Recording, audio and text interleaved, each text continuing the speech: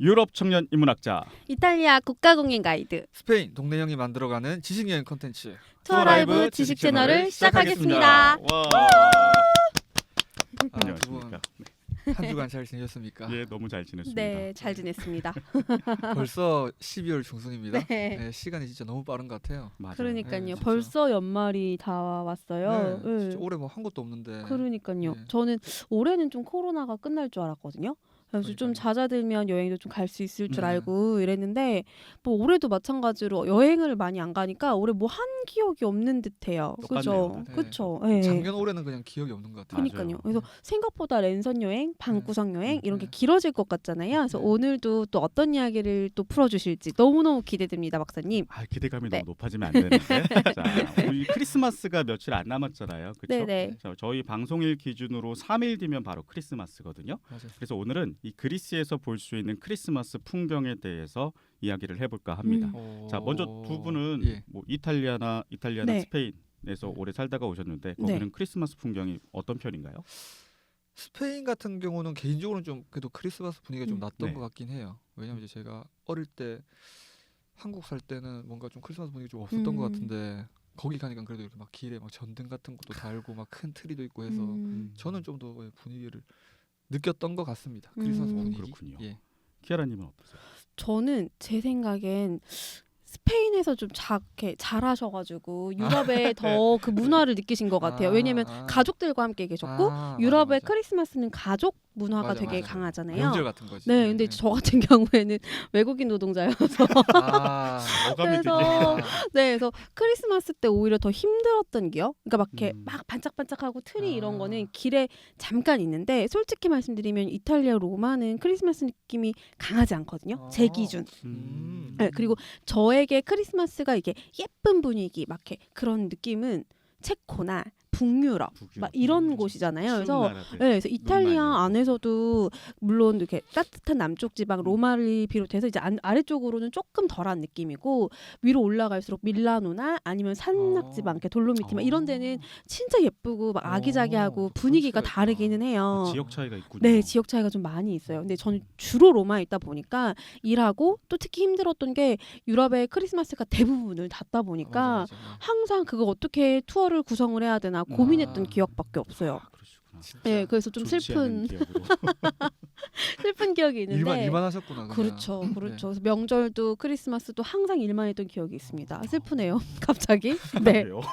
크리스마스인데 슬프면 안 되는데. 그러니까요. 근데 뭐 지금은 이제 가족들과 함께할 준비를 하고 있으니까. 네. 근데 대신 저는 그렇게 유럽에 오래 있으면서도 그리스의 크리스마스 얘기는 거의 들어본 적이 없는 것 같아요. 그러실 것 같아요. 그렇죠. 네. 스페인, 뭐 이탈리아, 뭐 아니면 체코, 네. 북유럽 이런 데는 분위기 사진 되게 많이 봤는데, 맞아요. 그렇죠. 그리스는 어떻게 크리스마스를 지내나요? 그리스도 어떻게 보면 조금 차분하게 크리스마스를 보내는 것 같아요. 그리고 다른 유럽에서 보여지는 것처럼 이제 뭐 가족들끼리 소소하게 오순도순 모여서 조용히 지내는 편이라고 좀 말씀을 드릴 수 있을 것 같습니다. 뭐 대신에 이 식구들끼리 크리스마스를 기념하기 위해서 일단 한번 모이기 시작하면은 뭐 그리스인들 그때 유명하잖아요. 상다리가 부러질 만큼 성대하게 음식을 차려서 거하게 식사를 하는 편인 것 같습니다. 자, 물론 크리스마스 시즌이 되면은 이 길거리에 환하게 등을 밝혀서 다른 나라에서도 마찬가지지만 네. 축제의 분위기를 연출하기도 해요.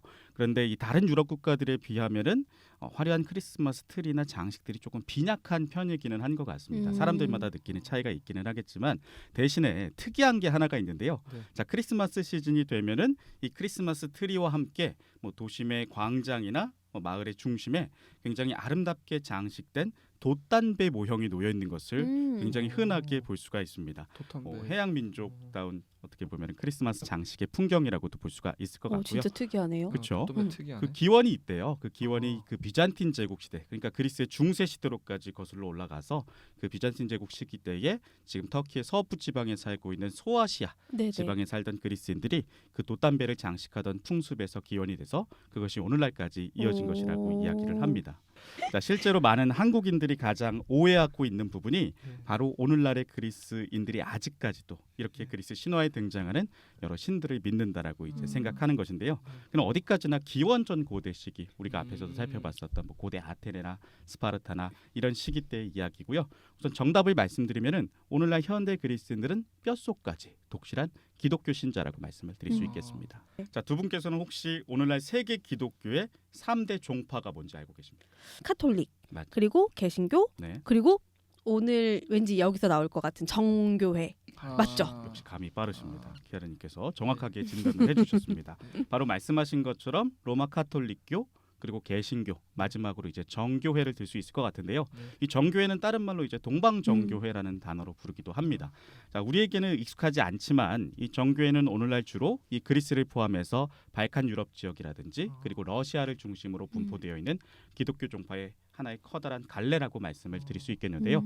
뭐 정교회는 현재도 전 세계적으로 약 1억 6천만 명 이상의 신도들을 거느리고 있습니다. 자, 그리고 진짜 오늘 많다. 우리가 이야기할 예정인 이 그리스 또한 대표적인 정교회 국가라고 알려져 있습니다.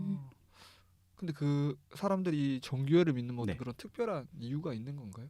뭐 그 동유럽 지역에 주로 많잖아요. 뭐 네네, 발칸 그러니까 유럽이라든지 발칸 러시아라든지 유럽이나 그쪽. 그게 네네. 다 이유가 있습니다. 뭐 뒤에서도 잠깐 말씀을 드리겠지만 이 정교회라고 하는 것이 사실은 역사적으로 보면은 서양 중세의 비잔틴 제국으로부터 많은 영향을 받았기 때문에 그런데요. 뭐 발칸 유럽에 있는 여러 국가들 그리고 러시아 모두 중세 시대 때 이 비잔틴 제국의 선교 활동을 통해서 기독교를 처음으로 받아들인 지역이기 때문에 어떻게 보면 그 지역의 이 비잔틴 시기의 기독교의 영향을 받아서 정교회가 유독 많이 분포하고 있는 것을 알 수 있습니다. 뭐 참고로 슬라브어 아시잖아요. 네네. 동유럽의 러시아어나 뭐 동유럽 국가들의 그 언어 체계라고 할 수 있는 슬라브어의 알파벳의 기원이 바로 끼릴 문자라고 하는 거거든요. 끼릴 문자. 예, 근데 이게 이 비잔틴 제국 시기 때에 이 슬라브 지역의 여러 지역으로 기독교를 선교하기 위한 목적으로 그 당시 끼릴 그리고 메토지라고 하는 성직자들이 창제한 이 문자 체계의 그 기원을 두고 있습니다. 네, 그러니까 기독교의 역사, 정교회의 역사가 굉장히 조금 광범위한 영향력을 가지고 있는 거죠. 자, 관련해서 이야기를 조금 더 이어보면 좋을 것 같습니다. 뭐 그리스에 있는 여러 성당이나 뭐 수도원 건물에 가보시면요, 이 노란색 배경에 그 두 개의 머리를 가진 까만색 독수리 문양이 새겨진 깃발이 어느 곳에서나 쉽게 발견을 하실 수가 있는데요. 자, 이것이 바로 정교회를 상징하는 공식 깃발 그리고 공식 심볼이라고 말씀을 드릴 수 있겠습니다. 그 모양만 봐서는 무슨 그 반지의 제왕이나 판타지 만화의 전쟁 신에 등장하는 네네. 그 깃발의 무늬처럼 보이기도 하는데요. 뭐 실제로 정교회를 상징하는 이 쌍두 독수리 문양이 방금 전에도 말씀드린 이 동방 정교회가 최초로 탄생한 이 서양 중세 시대 때의 비잔틴 제국의 그 뿌리를 두고 있습니다. 그게 그렇다면 이렇게 독수리가 원래 로마 제국의 상징. 그래서 맞아요. 군단 맞아요. 깃발에 항상 네. 들어갔으니까 그 영향을 이어받았다는 그렇죠. 거네요. 아. 왜냐하면 같은 맥락에서 조금 설명을 드려보면은 이 비잔틴 제국이라고 하는 것이 고대 로마 제국의 후예라고 할 수 있기 때문에 그런데요.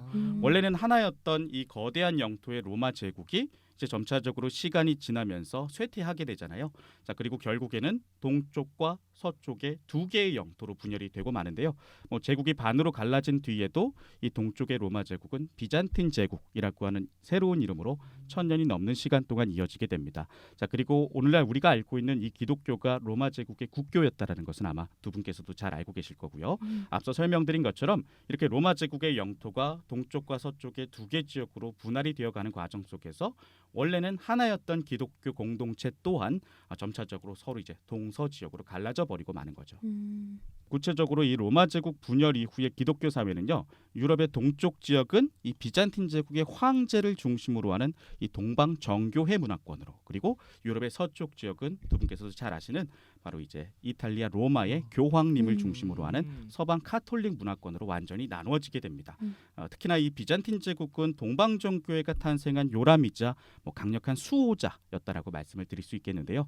특이하게도 이 비잔틴 제국은요, 정치와 종교가 하나의 몸통으로 이어진 강력한 기독교 국가를 표방했습니다. 자, 그렇기 때문에 이 쌍두 독수리 문양은 원래 이 비잔틴 제국의 깃발에 새겨진 국가의 상징이었어요. 근데 이것이 이제 점차 그리스 정교회와 어떻게 보면은 그 정치 체제가 하나의 몸통이다 보니까 네. 점차 정교회의 상징으로도 동일시된 거죠. 후에. 자, 이처럼 역사적으로 정교회가 이렇게 비잔틴 제국의 전통을 이어받았기 때문에 이곳 그리스에서뿐만 아니라 오늘날 러시아 그리고 발칸 유럽의 여러 정교회 국가들에서도 이 쌍두 독수리 문양을 상징으로 공통적으로 사용하고 있는 것을 볼 수가 있습니다. 그러니까 저는 사실 보통 유럽 문화권, 그러니까 오늘 이야기로 치면 로마 카톨릭 문화권에 해당하는 곳을 위주로 여행을 많이 그렇죠. 다녔거든요. 네. 그래서 사실 오늘 동방 정교회 문화권에 대한 이야기는 아무래도 좀 생소한 이야기들이 맞아요. 많아서 더 흥미로운 것 같아요. 예. 근데 좀 신기했던 게 이제 이탈리아 로마를 비롯해가지고 유럽 같은 경우에, 그러니까 일반적인 유럽 문화권에서는 그래도 전통을 지킨다 해도 고대 로마 때 기독교의 초기 모습과 좀 변화가 많이 있거든요. 그렇죠. 네, 근데 아무래도. 동방정교회는 조금 이 그 전통을 유지하는 그런 모습이 좀 더 굉장히 좀 잘 유지를 하는 것 같다라는 생각이 문득 맞습니다. 드네요. 그 말씀해주신 것처럼 이 네. 정교회라는 것이 초기 기독교와 이 비잔틴 제국의 전통을 이어받아서 오늘날에도 그 정신과 관습을 똑같이 지키고 살아간다는 것에 굉장히 중요한 의미를 두고 있어요. 그래서 이제 정교회의 이 단어에서 표현하는 정자, 정교회의 정자가 구체적으로는 정통성을 의미를 합니다. 그래서 뭐 영어나 외래어로는 오르스독스 철치라고 보통 얘기를 많이 하죠. 그게 이제 정통성을 이어받았다라고 하는 그런 의미예요. 카톨릭은 보편적 뭐 이런 뜻이잖아요. 조금 다른 맥락을 가지고 있습니다. 자, 다시 말해서 이러한 정교회의 이름에는요. 천년이 넘는 시간 동안 이 초기 교회와 이 비잔틴 시대의 전통을 이어내려온 이 정교회인들의 자부심이 함축되어 있는 것이라고 말씀을 드릴 수 있겠습니다. 자, 그리고 이건 좀 사담이지만 뭐 실제로 정교회의 예배 현장에 한 번이라도 참석을 해보신 경험이 있는 분들께서는 네. 자, 그야말로 새파랗게 얼굴이 질려서 깊은 트라우마가 생기기 십상인데요. 아무래도 천년이 넘는 시기 동안 이 초기 기독교와 비잔틴 시대의 전통을 그대로 재현하고 있다 보니까 예배 시간은 마치 그 교장 선생님의 훈화 말씀처럼 절대로 끝날 기미가 보이지 않는 기나긴 터널과도 같습니다. 자, 심지어 예배 의식에 사용되는 언어 또한 이 토시 하나 틀리지 않고 이 비잔틴 시대 때와 동일하게 사용을 한다라고 생각을 하시면은 얼마나 머리가 아프겠습니까? 그렇죠? 자, 그래서 이제 함부로 정교회 성당에 들어가서 뭐 예배 경험해 보시는 것을 절대로 추천해드리지 않습니다. 그럼 이 그리스인들한테 그리스 정교회 네네. 이건 뭐 어떤 의미인가? 이거 이분들에게 제가 있어서? 그리스에서 발표한 통계를 조금 기준으로 설명을 드리면 좋을 것 같아요. 자, 네. 오늘날 기준입니다. 네. 그리스 전체에는 1000여 개 이상의 정교회 성당이 분포가 되어 있고요. 네. 근데 이 개수보다 더 놀라운 게 현대 그리스인의 95% 이상이 바로 그리스 정교회의 공식적인 신자라는 것입니다. 자, 이 통계는 이 그리스 내에 살고 있는 이주민들까지 포함을 시킨 수치이기 때문에 사실상 순수 그리스 혈통을 가진 사람들 중에서 정교회 신자가 아닌 사람이 없다는 말과 다름이 없다. 이렇게 말씀을 드릴 수 있을 것 같아요. 자, 오죽하면 그리스인들 사이에서는 이러한 격언이 있습니다. 소크라테스는 욕해도 예수 그리스도는 비난하지 말라. 와, 대단하다. 그러니까 그게 굉장히 정체성이 기독교에 더 맞춰져 있는 그렇네. 것이죠. 어떻게 보면은 자, 물론 그리스의 헌법에는요 종교적인 자유가 이제 법적으로 보장이 되어 있기는 하지만 사실상 이 정교회만이 유일한 그리스의 국교로서 인정을 받고 있습니다. 국가에서 유일하게 재정적으로 이제 합법적인 지원을 받는 종교도 이 정교회가 유일합니다. 근데 이 그 95%라는 인구 전체가 네네.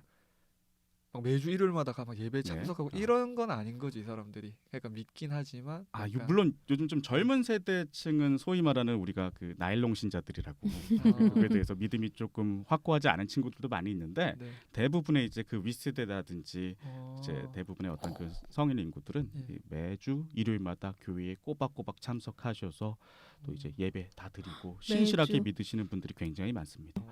자, 그리고 조금 더 이야기를 이어가 보면요. 네. 그 놀랍게도 이 정교회는 실제로 그리스인들의 이런 종교 생활에서뿐만 아니라 공공 영역이나 혹은 국가의 대소사에서도 막강한 영향력을 실제로 행사를 합니다.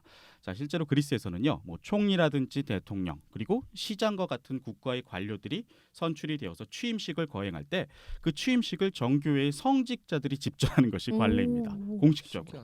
자, 그리고 이뿐만 아니라 취임식에서 관료들은요, 정교회의 대주교 앞에서 선서를 해야 되는 종교적인 의무 또한 가지고 있습니다. 그 참고로 우리가 2010년대 그리스 막 경제 위기 막 얘기하면서 한국에서 언론에서 많이 보도가 됐을 때에 그 당시에 그리스의 급진 좌파 연합의 총리였던 알렉시스 찌프라스라고 하는 총리가 취임 이후에 이 선서를 거부해가지고 그리스 사회에 엄청난 파장이 일어나기도 했습니다. 그러니까 그 정도로 중요한 어떤 그 의식으로서의 성격을 가지고 있는 것이죠. 자, 그렇기 때문에 그리스에서는 정교회 신자가 아니고서는 군 장성, 뭐 판사, 그리고 학교 교장 등의 이런 사회적인 책임을 요구하는 직업을 가질 수가 없습니다. 자, 이뿐만 아니라 이 그리스 국가에서 지정한 공휴일들이 모두 어떻게 보면 이 그리스 정교회의 종교적 축일과 대부분 일치하고 있어요. 자, 그런 것만 봐서도 이 그리스인들이 얼마나 독실한 정교의 신자인지를 알 수가 있습니다. 자, 이렇게 공공 영역에서뿐만 아니라 그리스인들의 일상 생활에서 또한 이 정교회와 상당히 긴밀하게 연결이 되어 있는 것을 살펴볼 수가 있는데요. 자, 오늘날의 그리스인들은요, 대부분 이 정교회의 성당 안에서 종교적인 의식에 따라서 결혼식을 치르게 됩니다. 그리고 믿기지 않으시겠지만 1980년대 이전까지만 하더라도요, 이 모든 그리스인들은 정교회식 결혼 이외의 방식으로 결혼을 치르는 것이 법적으로 금지가 되어 있었습니다. 법적으로 그러니까 법적으로 인정을 받지 못하는 거죠. 진짜 얼마 안 된 거네요. 얼마 안 풀린 지. 1980년에 사회당, 조금 이제 급진적인 성향인 사회당이 집권을 하면서 분위기가 싹 바뀌죠. 자, 그리고 뭐 이혼도 마찬가지였습니다. 이혼도 법적으로 엄격하게 정교회법에 따라서 금지가 되어 있었죠. 자, 이뿐만 아니라 장례식 절차, 뭐 결혼식뿐만 아니라 장례식 절차 또한 그 모든 과정들이 이제 정교회에서 집전을 하고 사후에는 그 시신을 정교회 성직자들이 지속적으로 관리를 해주는 시스템이에요. 자, 그러다 보니까 이 정교회를 벗어나서는 태어나서 죽을 때까지 어떤 사회의 구성원으로서 인정을 받으면서 살기가 어려운 것이죠. 이 자살도 금지가 되잖아요. 사실은 이 로마 카톨릭교에서도 마찬가지지만, 그래서 이 그리스에서는 자살한 사람들을 사고사로 위장하는 경우도 되게 많아요. 안 그러면 종교적인 그 구원을 받을 수가 없으니까 집전을 해줄 수가 없거든요. 장례식을 교회에서. 이 정도면 그냥 그리스에서 살려면 무조건 의무적으로 정교회를 지금 믿어야 되는 그렇죠. 그 정도 와. 수준이 힘들죠. 그거 직업 없이 구하는 것부터 해서 그러니까요. 맞아요. 결혼, 죽는 것까지 그냥 예. 엄청나게 중요합니다.